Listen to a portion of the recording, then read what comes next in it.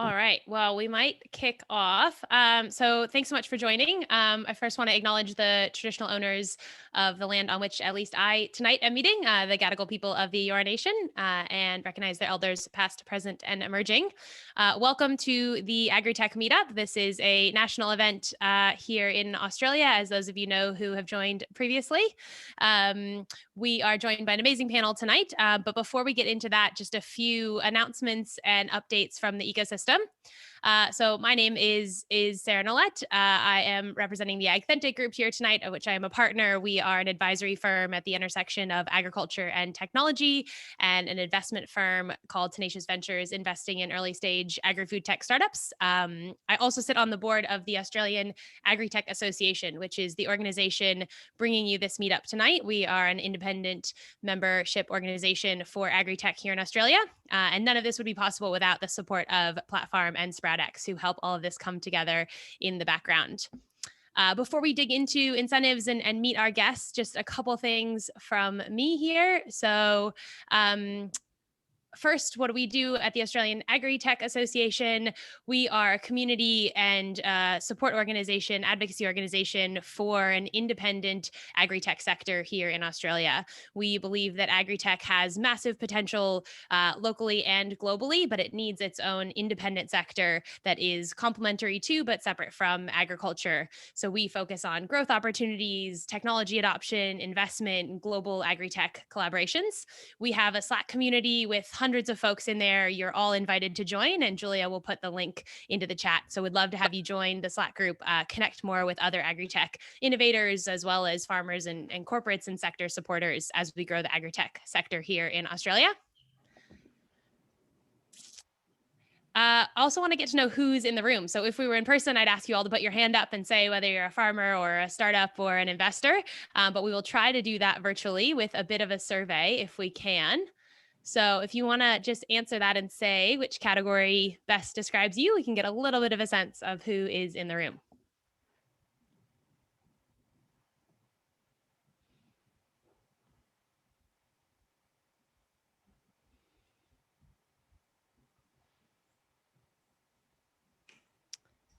Jules will pop up the results there in a second, and we can all see those to understand who else is here.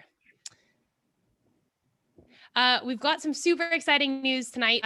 We are absolutely thrilled to have Food Bites by Rabobank on board as a meetup sponsor for AusAgritech for this year.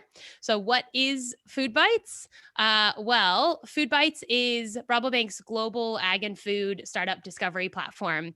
It's a super valuable network for startups, corporates, investors, and farmers who are all working together to pioneer sustainable ways to feed the planet. They take a multi-pronged approach to industry change, discovering and supporting startup innovation, helping large food and ag companies embed and drive innovation across their organizations, and collaborating with farmers to validate products and technologies on farm. This comes to life through two programs. One is the Food Bites Pitch that some of you might have been to in Australia when they hosted it in 2016, which unearths the best and brightest startups around the world, and Food Bites Pilot, which is a private corporate innovation program. Of course, many of you would know Rabobank is a Dutch multinational banking and financial services company and a global leader in food and ag financing and sustainability-focused banking. Here in Australia, they have 61 branches with over 8,000 banking clients, 45 corporate clients, and over 120,000 online savings clients. So over 23 billion in assets and 21 billion in deposits. In terms of the Food Bites pitch for 2021, this is super relevant, I would say, to many of you innovators in the audience here. There's a couple of thematic areas they are looking for, and applications are open now. So sustainable supply chains, traceability, animal health improvements, upcycling products, improved resource management, so things like carbon sequestration, again, a focus of tonight, as well as waste reduction, water reduction, and sustainable packaging. And then the next frontier of nutrition, so food as medicine, plant-based protein, and biotech meeting food. You can download their 2021 innovation report at foodbitesworld.com. We'll also share it in the AusAgritech Slack community. And you can apply on their websites, which has application criteria and more. Last year, we had 5 startups from Australia selected, which was awesome, and into the top 45, and 2, ProAgni and Swan Systems, made it through to the top 15. And then Swan Systems took out the AgTech Award overall. So over 330 applications, and it was awesome to have an Aussie winner. Applications open April 6th and are open until May 16th. So please check those out. We're super thrilled to have them as a sponsor, and you can learn more about what they're up to via the links here. Nat Gibson is also online here, and we'll share some of those in the chat as well as in our AusAgritech Slack. So definitely connect with Nat if you're interested, and we're thrilled to have them as a sponsor. Last update for me, just broader ecosystem news. A couple big events in the space. AgriWeb announced a $30 million raise just last month. Rapid Aim announced an investment from us at Tenacious. And many of you would have seen that the Wilmot Cattle Company sold about $500,000 of carbon credits to Microsoft through Regen Network. So lots happening in agri-tech in Australia. If I missed some ecosystem news, please put it in the chat here for others to know. Would love to hear shout outs, wins, raises, events from anyone out there. All right, well, that is it from me. With that, we will jump into our awesome panel with our esteemed guests and talking about incentives in ecosystem services markets and what it will take to move to outcomes-based markets, or even should we do that. So we will have each of our panelists give a little bit of an update on their perspective and who they are with a couple slides, and then we'll jump into a panel discussion. And if you guys have questions, please put them in the Q&A, not in the chat, in the Q&A, and I will incorporate those into our discussion. So with that, Richard, I will turn it over to you. Thanks, Sarah, and thanks for the opportunity to talk today. I'll just share my screen.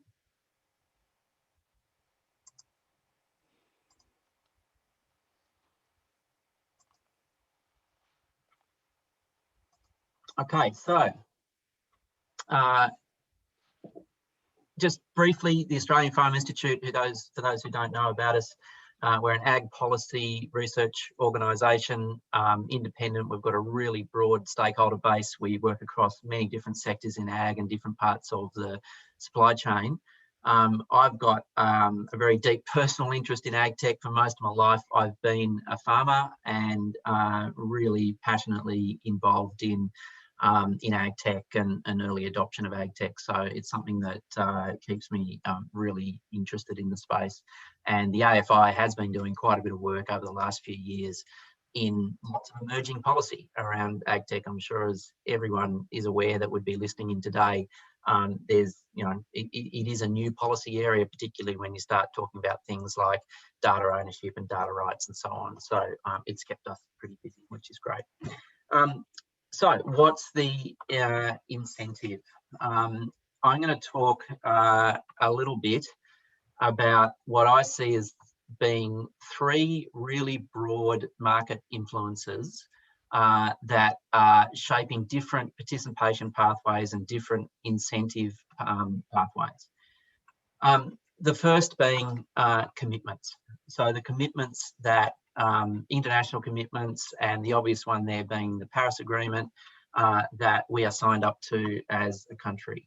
Now, the mechanism that has provided, the incentive mechanism, is the Emissions Reduction Fund, a legislated pathway which is determining, particularly, obviously, with carbon trading and with agriculture in particular, where most of the expenditure of the Emissions Reduction Fund has occurred in most of the projects, through land use change projects and carbon sequestration projects.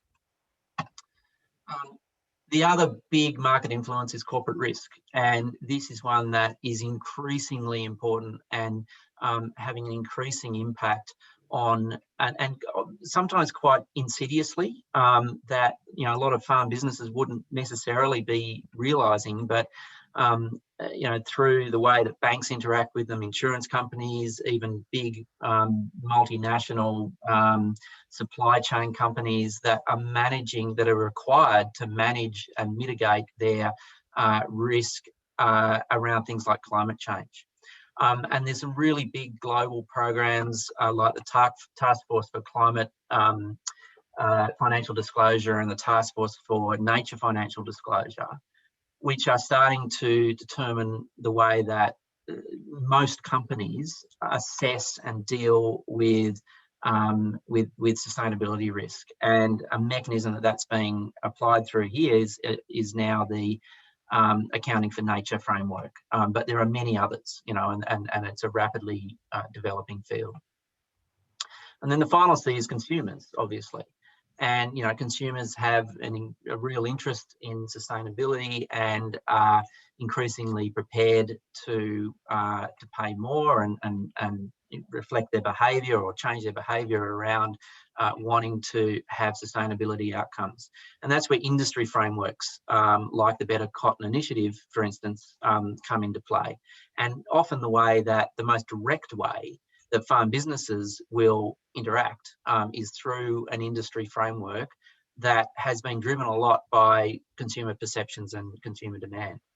Now, you'll see all those circles are dotted lines because the boundaries of all of those are fuzzy. You know, they're not hard boundaries. They interact with each other. Sometimes one particular signal is going to be a lot more significant than another and will provide a much more obvious incentive pathway. And they overlap as well. You know, the Paris commitments and the Paris framework is informing the way that a lot of corporates will offset their risk or manage their risk. They'll be doing it through the sorts of frameworks that have been set up to deliver on international agreements. But for all of those, there is one outcome, and if we focus on carbon and soil carbon, it is essentially all about sequestering carbon. So no matter how fuzzy the incentive pathway is, where it's coming from, the end result, the desirable outcome, is that a tonne of carbon dioxide is sequestered, or multiples of. So if we think again about how much they overlap and where the incentive pathways are going to occur in those, and we look at those three that I mentioned, the Better Cotton Initiative helps you to deliver against corporate risk with a consumer focus. The Emissions Reduction Fund is about delivering on international commitments, but is also providing offsetting mechanisms that corporate risk can be mitigated. Accounting for Nature, which is a natural capital measurement system, sits right in the middle of all of those. So again, you look at that as a farm business sort of wondering how to participate, wondering where the incentive is, and it's a mess. You know, there's all sorts of pathways. It's overlapping, you know, Venn diagram of possibilities. But just again to highlight, they all are about one outcome, essentially, or should be. So how do we move towards that outcome focus that makes things a bit more consistent, makes things a bit more clearer in terms of what you're trying to do, that make the incentives make more sense? And what we need is consistency, compatibility of indicators, metrics and targets for that to happen. So that 1 tonne of carbon dioxide equivalent is 1 tonne of carbon dioxide equivalent, regardless of the incentive. You know, it's being measured the same, it's being described the same way, it's clearly recognised as a farm business that what you're doing is sequestering that carbon dioxide equivalent that lets you participate in multiple incentive pathways, and there's no barrier between switching pathways because it is all using the same language, and there's consistency there. So if the outcome is the focus, then that makes that more likely that we're going to get there, which is why that sort of, you know, rather than thinking about practices to do it, if we're thinking about the outcome, then it's more likely that we get that consistency and compatibility across all those incentive pathways. But I want to make it clear, and we'll get to this more in the discussion, that it should not be the sole focus. And there is the real potential for perverse and distortionary outcomes if a single outcome does become the focus and a whole market and a reward pathway builds up around delivering a single outcome, even if that single outcome is sequestering carbon. And we can get into that later, how that could be distortionary. So just to finish with a couple of initiatives that are going on at the moment that are working towards building that consistency and compatibility. The Australian Agriculture Sustainability Framework, which is a project that ourselves, the Australian Farm Institute, is involved with, that is part of the Australian government's agricultural stewardship program, is endeavouring, so that framework will be a set of national standards around sustainability that all other industry frameworks can reference against, so that we build this common brand around sustainability. So when a particular industry or a supply chain or whoever is interested in developing a sustainability framework wants to talk about carbon, clean water, biodiversity, whatever the sustainability element is that they're describing, there is a set of national standards that means everyone will be talking the same language, and we build an Australian agriculture sustainability brand. And similar to that, the Natural Capital Investment Initiative, which is being led by ClimateWorks, and I think Sarah's group Authentic is involved in that as well, is doing the same alignment exercise around the way that natural capital is described and put together. So a couple of really important industry initiatives there that are going towards that, building that consistency, so that there is a clearer pathway to understanding how outcomes are shared across different incentive pathways. And I think that's it. Thanks, Richard. Lots to dig into there, but first we'll go to Rob for some of his perspectives. So Rob Waterworth, you're up next. Thanks very much, Sarah, and thanks everyone. And I'm going to change my tact a little bit here, because I agree with everything that Richard has said, and I don't want to waste time by going right over the top of all of it. So look, as a quick introduction to the team and a bit of the expertise and things that we bring. So we've been involved in carbon accounting now for over 20 years. Mainly, we started off working in designing and building Australia's national carbon accounting systems, and since then have worked across multiple countries, companies and organisations, supporting them to design and deliver systems to meet their actual needs. Look, without going through all of the sort of background and area of expertise, I think the fascinating part is that over that time, we've seen lots of different changes in this market. But I always try to bring it back to what we call the Ken principle. And Ken is simple from our perspective, is there's really three reasons for doing this. You're either trying to keep access to your existing markets, you're trying to expand into your existing markets more through gaining competitive advantage, or you're looking for new markets. And if you break it up into those three, you can start to see people falling into sometimes all those categories, sometimes the first one, and with obviously recently a very strong focus on new market mechanisms of late, in particular, obviously emissions trading, voluntary carbon standards and things. So it's a really interesting and evolving space. And I'd also say that a lot of the things that we're seeing at the moment have also been thought about in the 90s and the 2000s, and we've cycled around them a number of times. So while there is certainly new technology and new thinking, a lot of the policy issues that are actually being faced have been addressed for a long time. Sorry, next, Sarah. So obviously I wouldn't be a CEO if I didn't plug our product. So very quickly, so our main system that we developed is called Fleet Pro. I won't go too much into it, but it is an online system for integrating multiple streams of data for estimating all types of metrics. It has an initial focus on carbon and greenhouse gas emissions, but it's highly modular, and we've been looking at things like biodiversity and soil health and crops and a whole lot of other factors that the system can run. But what this has done, sorry, just to pop to the last slide, and I'm hoping I can have just throw out three questions or 3 points here that I think are going to be really important when we're starting to move towards outcome focuses. And I'm hoping actually sparks a bit of discussion for the rest of this meeting. So there are three key things that we keep seeing that we think are really important to look at. The first one is that we need to start moving from tools to systems. And this comes to Richard's point about you don't want to have an outcome. There's lots of different things that can happen. If you start focusing on an outcome only, you can end up with quite perverse results. Also, if you're actually starting to look at markets and other aspects, you can't just have lots of little tools all just running separately. You actually need to have systems in place that can support that, from paddock all the way through to the farm enterprise, to large organisations, even up to the national scales, the types of nesting issues. So there needs to be a start of a moving away from lots of tools and thinking about how we turn those into systems. The second point is to start thinking about our metrics much more in terms of usefulness, metrics and data. So one of the things that always concerns me is that accuracy appears to be the metric that everyone talks about. Accuracy is an important aspect of any metric, but it is only one aspect.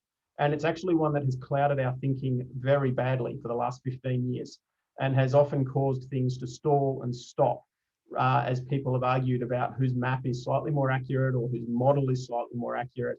That's actually not helping. We need to actually come up to understand and be very clear that what we're looking for is a system that meets a set of performance criteria of which accuracy is only one. And I'm hoping that that actually sparks a bit of discussion, because that should be mildly controversial. And then the final point, which comes across all of these, which is there is actually no silver bullet here. So there's lots of different metrics, there's lots of different systems, but the key is that you can't do everything with one. You can't do everything with remote sensing, you can't do everything with ground data, you can't do everything with models. The challenge is going to come, how do you integrate those in a sensible fashion to actually give you what you need? And if you look at it from an integration perspective, I think we're actually very close, if we're not already there, to being able to deliver on the vast majority of these metrics and measurements and reporting systems, if we think about it more holistically. So I will stop there and let Paul come in, if that's okay. Awesome. Thanks, Rob. Lots to dig into there, but we will turn over to our final speaker, Paul Schooler, to tell us what is happening at Mars. Thanks, everyone. Yeah, so I'm from Mars. I'm not the CEO, but I will plug our products as well. So I'm from the pet care division. So if you've heard of things like Pedigree, Chum, Whiskers, My Dog, those kind of brands, that's actually a really big part of Mars, not just the sexy stuff like the Mars bars and M&Ms. So it's a big part of what we do, and a big part of what we buy is grains and cereals. So I want to talk a little bit about our project that we've got happening at the moment. And I guess the background to that is owned privately by the Mars company, and the Mars family have got a very specific way of doing things, a very clear vision. And they've been on the sustainability track for quite a long time now. So for the Mars business, sustainability is the right thing to do. That there's a real social obligation to do that. But increasingly what we're seeing is it's the profitable thing to do. The marketplace, consumers and customers are demanding that the products they buy are clean, green, sustainable. They don't want to be associated with products that are going to harm the environment. So there's a couple of real pulls for Mars Pet Care. Mars have got really ambitious goals to be greenhouse gas free within a quite tight timeline. And when we look at our global footprint, the majority comes from the paddock. So meats are a big one for us, but grains and cereals are really closely behind. So we know we've got to be very active in that space. We know we can't go to the market and with a stick and demand that they come out and reduce their greenhouse gas. We've gone for a different approach. We're working collaboratively with growers to improve their business, but also to reduce our footprint on the planet.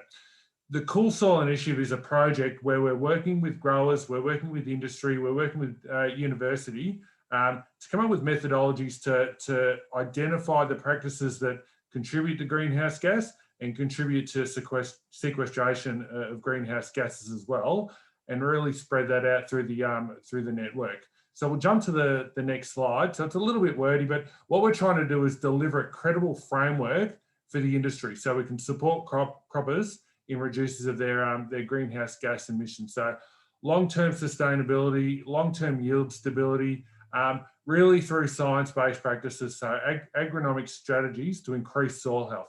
So at the heart of what we're trying to do here is increase soil organic carbon to sequester. So increasing soil organic carbon produces greater yields, it requires less inputs, and by doing that, it's pulling carbon out of the sky and putting it into the soil. So we've broken it down to 3 objectives. So there's 3 main areas we need to focus on for this project to be successful. So the first one is to demonstrate relevance.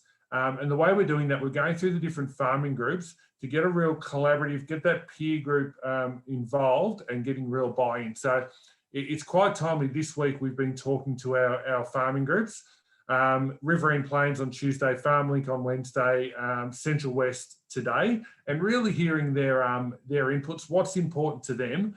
So we're telling about what we're doing, but we're also listening to make sure that we've got the right level of involvement. Develop the supporting platform of research and digital solutions. So we're using a product called the Cool Farm Tool, which has been generated in the United States, which is an online tool which helps growers understand what their carbon footprint is based on their inputs and their yields. We're also using spatial analysis through Charles Sturt University, and we're grabbing all that data along with soil samples and creating a combined picture so the grower really understands how their land is performing, but also what the different practices, the impacts that they have on them as well. And the third objective is that the food industry partners have a clear feedback on their investment. So at the moment, we've got Kellogg's, we've got Allied Pinnacle, we've got Manildra. So we've got some really big hitters in this space working on this project. And the key thing about this project, it's pre-competitive. So it's not about getting a leg up on competitors, although we'd really like to. It's about how do we work together to get that critical mass going so we can really support this. And the other side is we're working with Sustainable Food Lab as well to pull all this together. So we'll jump to the next slide. So these are our farming groups basically. So Riverine Plains is down south. We've got FarmLink in the middle. We're also working with MIA or IREC. We're developing a relationship with them. And Central West Farming Systems, where I'm located at the moment up in Park. So these are the different groups that we've got together. And what we're finding is by coming together with these groups, we've got real good peer support. We're learning in these meetings.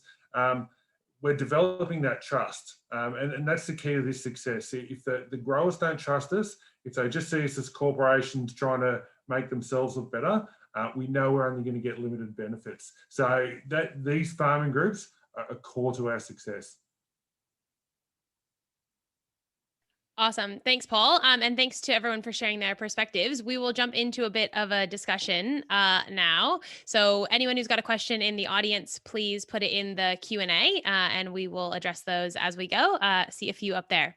So I guess I wanted to start with something Richard said around that there are, and I think Rob mentioned it as well, potentially, outcomes isn't the silver bullet. And actually it was interesting as we thought about structuring this discussion, there was a bit of an assumption maybe that we should move to outcomes-based ecosystem services markets, but that's probably not the case, or comes at least with a caveat. Richard, do you want to talk a little bit about what you mean there and what are some of those perverse incentives that can crop up? Sure. So I might start with an example. And so one of, if the outcome, if the payment system and the market is based on the sole outcome of sequestering carbon in soil, and supposing there is an ability to measure so that it's just based on that, it is just based on measuring the concentration of carbon in soil and how that changes over time. One of the easiest ways to influence that is to compact your soil. If you compact your soil, you'll increase the carbon concentration in the way that it's measured. That is a perverse outcome. And the way to get around that is you have to stack benefits, or you have to deliver co-benefits, or you have to recognise the practice that is sequestering the carbon in the soil, rather than just the outcome of having a higher concentration of carbon in the soil. So that's what I mean by perverse outcomes, and potentially, and obviously, like everyone's acknowledged, most farmers are not going to do that, because that's a really, stupid thing to do for a whole lot of other reasons. But it is demonstrating that the capacity is there to game the system.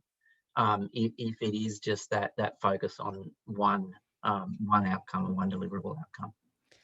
Yeah, speaking of farmer perspectives, Paul, you mentioned dealing with these different groups and things. So what have you been hearing from farmers? What's the view in terms of boots on the ground from growers about this whole space?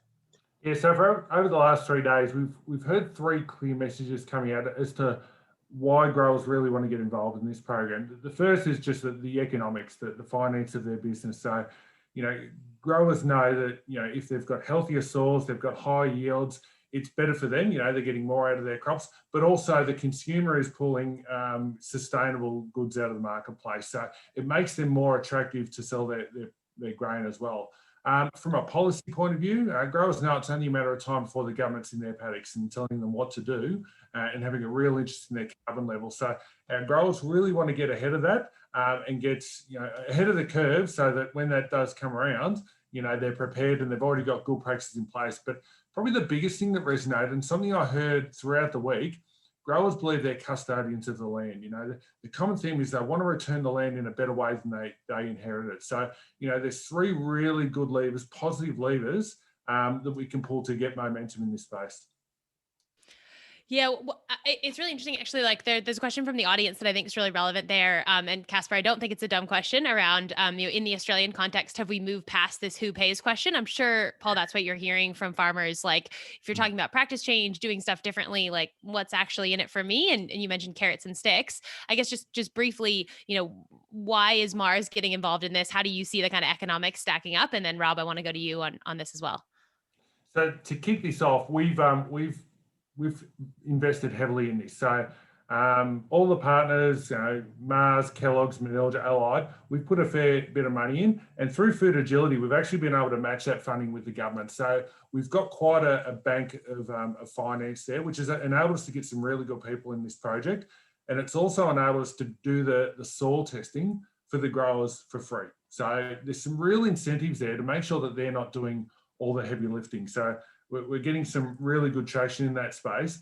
Ultimately, where we see this going is growers realise the benefit for these practices, and they see this as a part of improving their business as well. So while we don't have any vision of cutting this program off in the near future, in fact, we don't have an end date for this project, the success of this project will depend on these practices being incorporated into a farmer's business to make it a profitable business.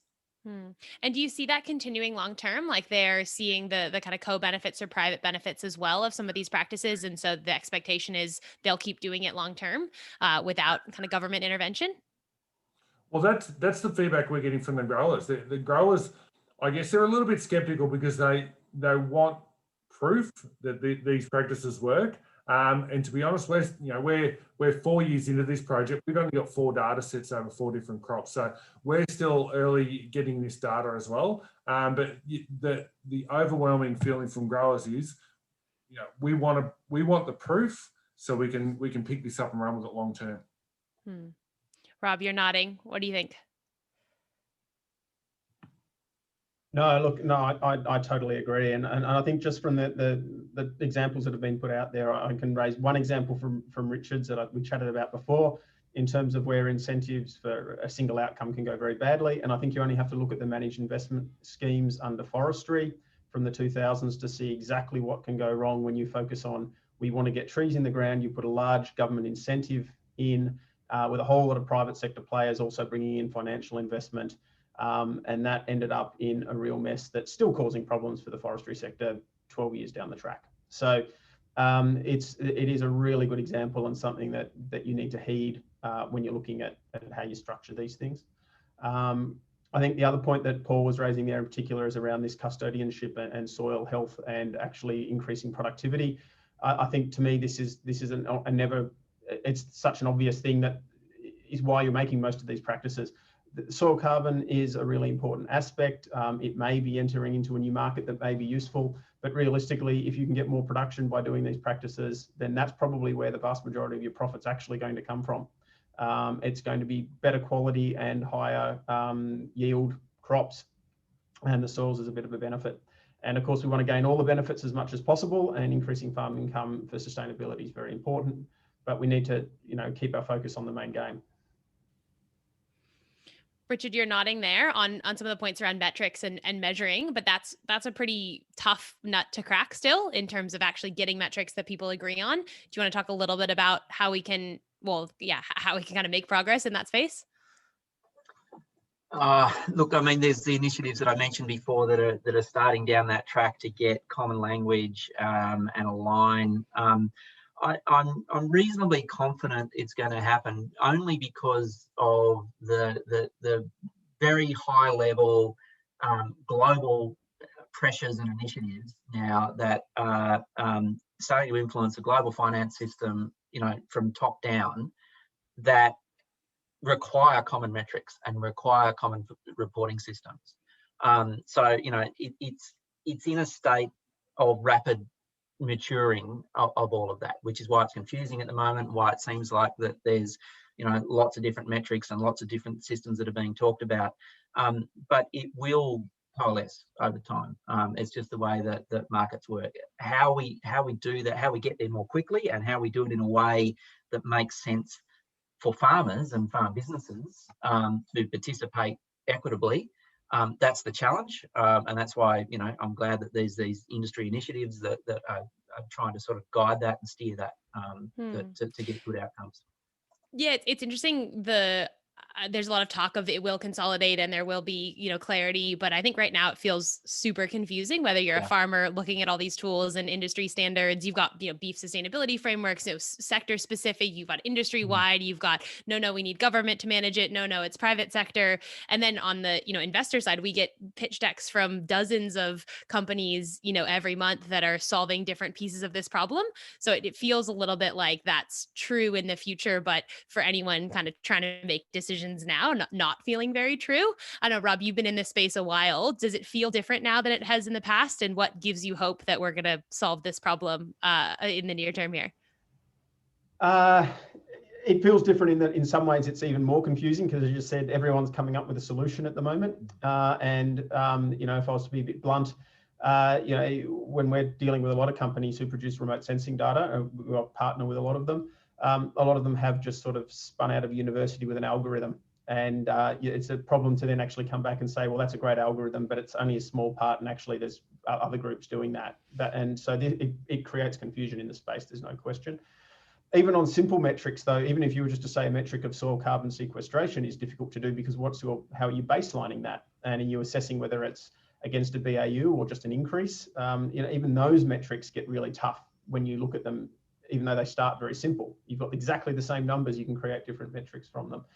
But having said that, I think there are, in particular in the startup community, some really great companies coming through that have figured out how to take tech and move it to scale, and move it to scale reliably. And Australia, interestingly, has actually been better than that than a lot of others, to be frank. I think we've got some really big skills around the country. You could give plugs to lots of companies, be it SIBO Labs, with some of their fantastic stuff they're spitting out on pasture biomass and mapping, through the sort of forest stuff that we're doing, and the moving into the agricultural space on the carbon. It's that scaling problem, I think, that we're actually solving now more than the science problem. And that's what gives me hope. Yeah, fair enough. I think another, indicator here is that we're seeing more and maybe more non-traditional collaborators. Like if you think, Paul, of Cool Soil, you've got, nonprofits, you've got government, you've got private sector, you've got tech companies working together in a sort of pre-competitive way, which feels, these kind of unusual suspects partnerships feels a bit different. What, Paul, from your perspective, drove getting those groups around the table, and why did you see that as so important? It was more around the scale. So we knew this was a massive project. When we mapped it out, it was a massive project, and we knew we couldn't do it by ourselves.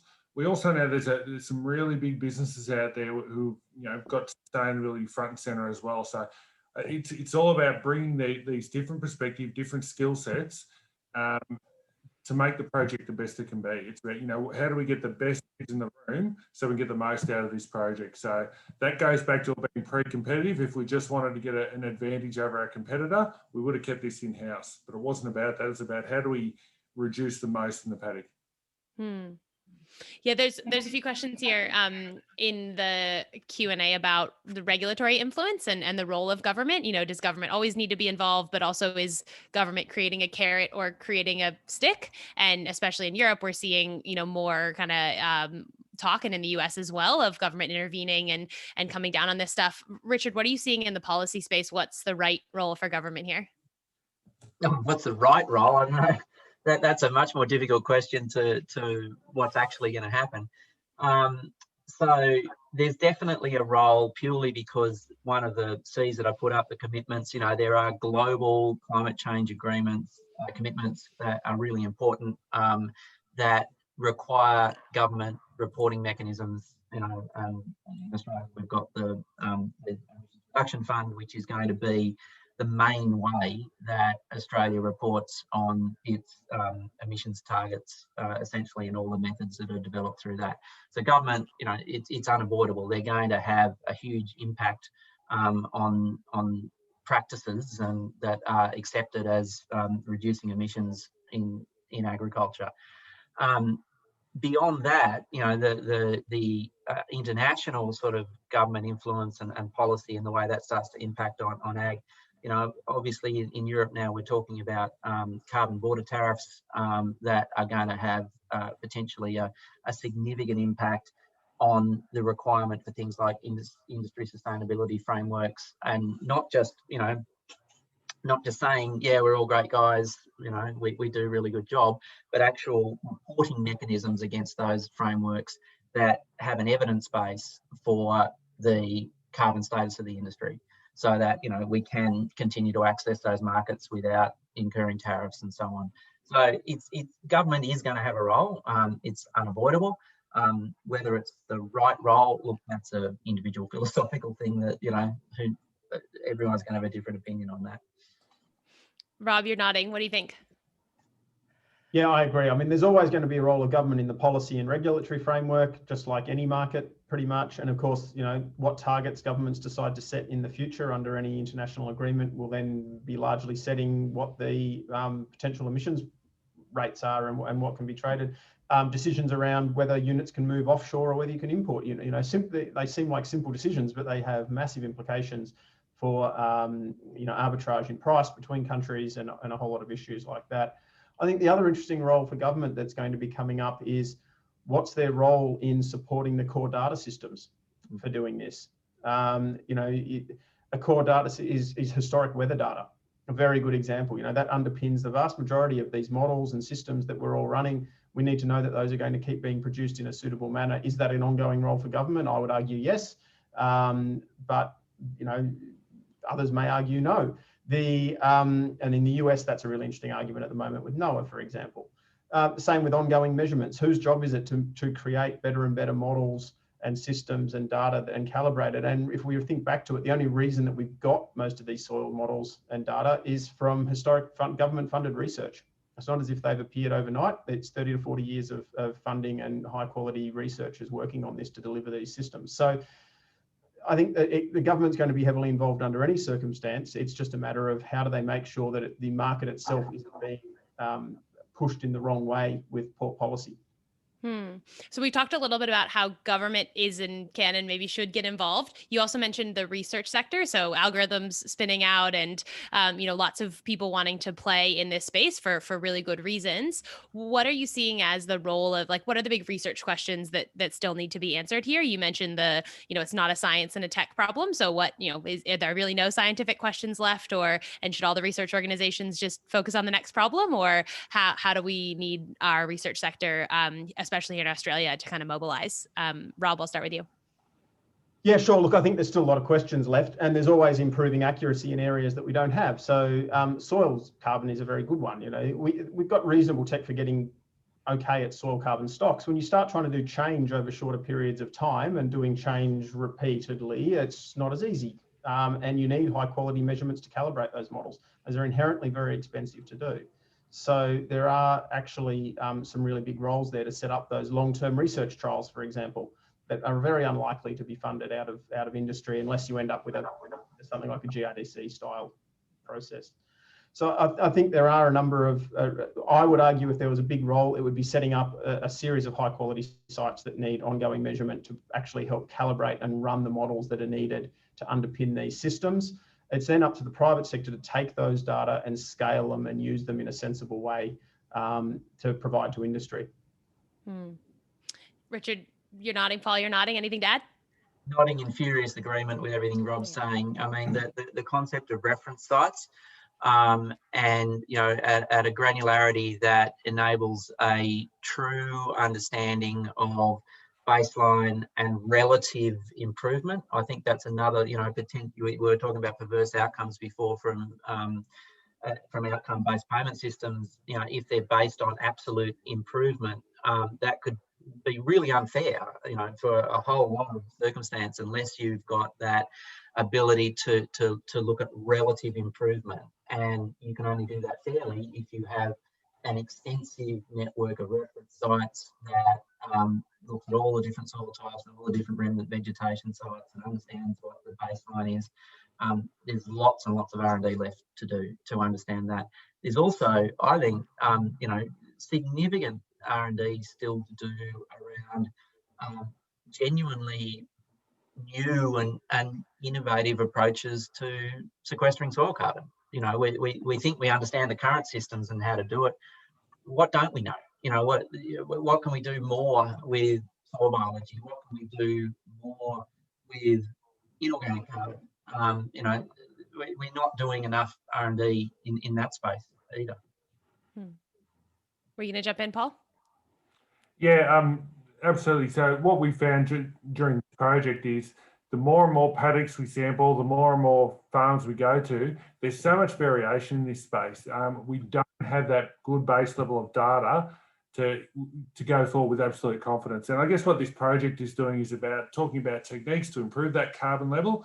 We haven't jumped into the regulatory space yet, but I agree with Richard. If we go to an outcome, if we define an outcome before we fully understand all the data, it will lead to the wrong practice. We'll figure out ways to get to that outcome which aren't in the true intent of what we're trying to achieve. So yeah, I can see the attention in this space being huge over the next 5 to 10 years.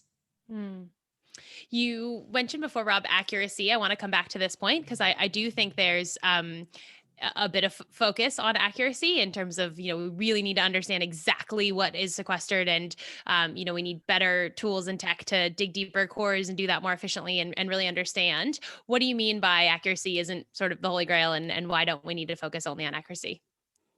Sure. So I'm not saying we want inaccurate data. I think that's probably, I'll be clear there. I'm not saying the answer's 42. I'm not going to throw that out there as the response. But I think the first thing is to actually focus on the accuracy and the measurements of what we're trying to get to. Soil carbon, again, is a good example, but forests are exactly the same. There's been so much focus on saying we need to get a stock number. We need to get the forest stock number, but we don't really care about that as much. Really what we need if we're doing emissions is we need change. That's a very, very, very different question. You can have a really, really accurate stock map and another really, really accurate stock map a few years down the track and difference them and end up with a very inaccurate change map. Simply because the variation, as Paul said, is huge in these landscapes. So, the first thing is to focus on, getting the accuracy and measuring what you actually need to measure. I think the other part, though, is there's no point in creating a really accurate map every 5 years, for example, if we're trying to track changes over shorter time periods. So I'd prefer to have less accurate maps every year.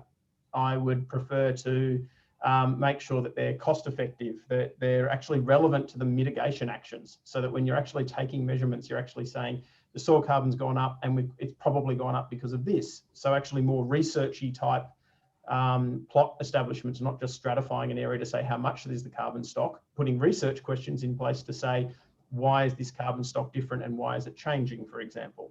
So you're looking for those mitigation actions. You obviously want to be able to update it. It needs to be reliable. It needs to be time series consistent. There's a huge number of metrics. And I shouldn't use the word metrics now. There's a huge number of measures that you need to consider when you're looking at doing any form of measurement and modeling. And accuracy is simply one of those. It's not the one we should be focusing on 100%. Yep.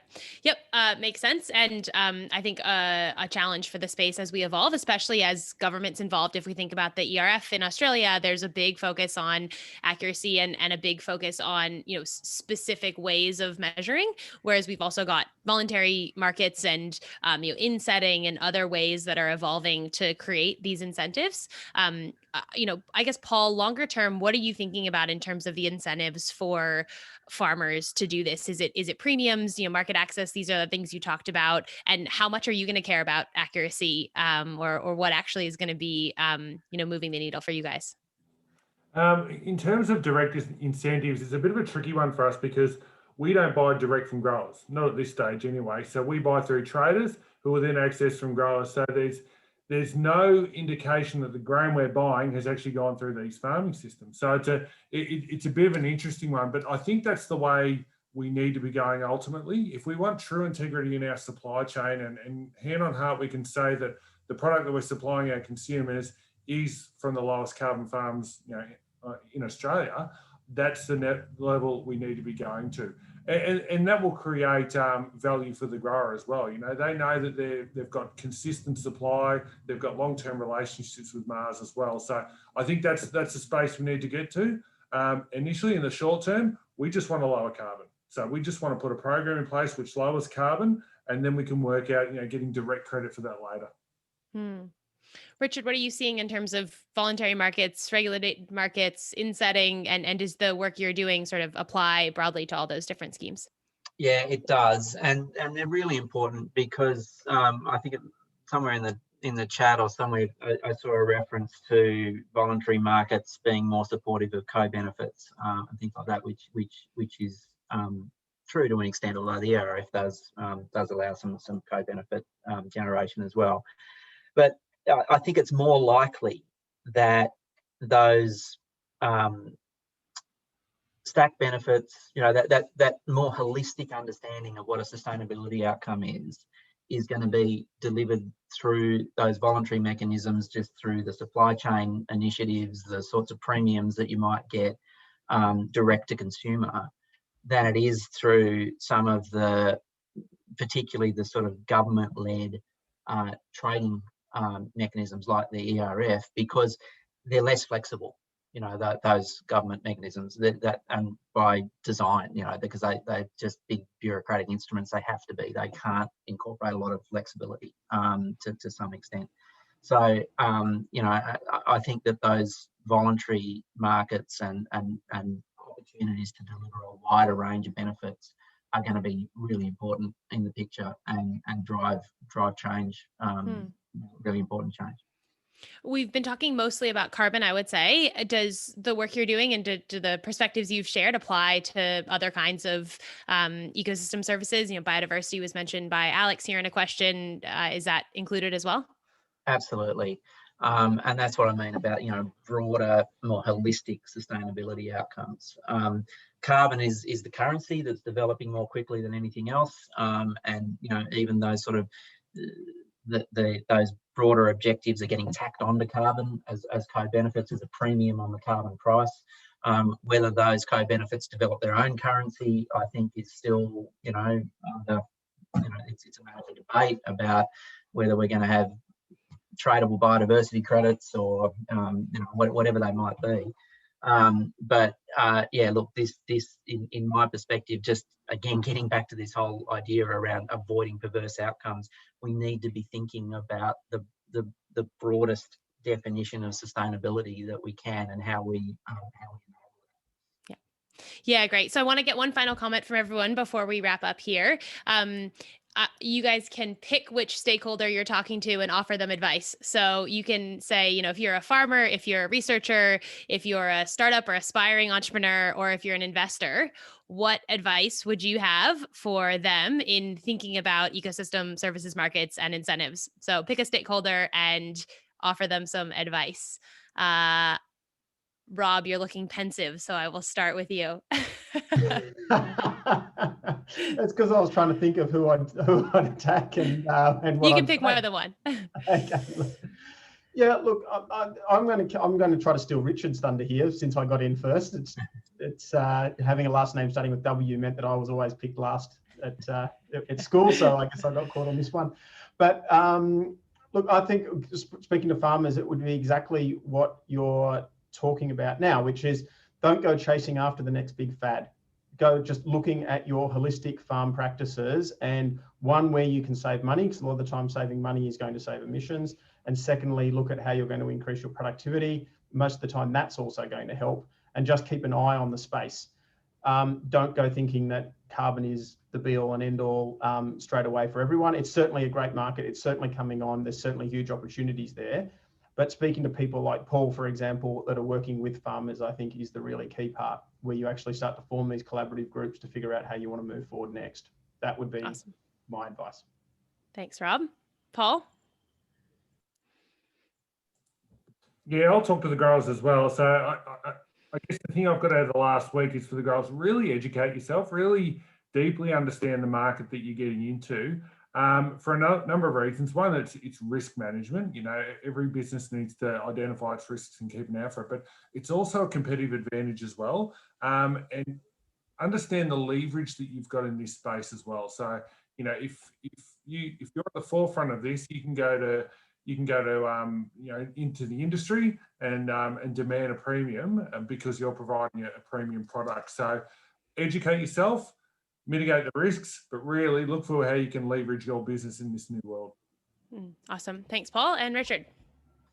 So I'm going to group bankers and politicians together as stakeholders because, or the finance sector, I should say, rather than bankers, because both need, or, you know, they try and look for simple outcomes, and this is not going to be solved by a simple outcome. And that's what I really worry about, particularly with the finance sector, in the way that some of the sector is looking at the way they assess things like natural capital, for instance. Simple outcomes that are about that sort of absolute numbers and, you know, broad measurement systems and things, because they have to do it at scale, have the potential to deliver quite unfair, perverse outcomes. We've all talked about how it needs to be about relative improvement at a granular level, you know, all these sorts of things to have truly equitable incentives. So I would plead with the politicians and the finance sector that they need to be aware of that, because I think that there is the potential for that not to be delivered. Awesome. Thank you, guys. Lots to take away there. And I love, it's a classic Australian ag tech perspective that we would have lots of advice for farmers, but also a bit of a stern word for politicians and financiers. I think that's pretty par for the course for AusAgritech. So really appreciate you guys sharing your perspectives. Massive shout out to Rabobank Food Bites for being our meetup sponsor for this year. And any startups out there, please do check out Food Bites. Otherwise, we will catch you next time. And a big virtual round of applause to our panel. Thanks for joining. Thanks, everyone. Thanks.